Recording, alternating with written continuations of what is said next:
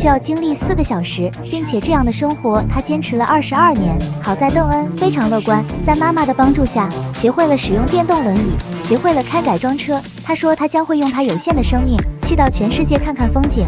第4位，由玻璃制成的小孩。4岁的佐伊是一个玻璃小孩，一个小小的咳嗽或喷嚏就能让他断掉一根肋骨。他还在妈妈肚子里时候，医生就发现他得了脆骨症，这种病会让他非常容易骨折，而且四肢的发育要比身体其他部位更迟缓。刚出生时，他爸爸就因为给他换了一块尿布，就折断了他的尾椎骨。1岁多的时候，为了防止佐伊体内斩首，父母就给他做了颈椎后凸矫正。从那以后，佐伊就一直戴着护颈。幸运的是，佐伊的自愈能力非常惊人，即使断掉了肋骨，也很容易自愈，并且完全不需要打止疼药。现如今，佐伊的脆骨症已经得到了缓解，可以凭借自己的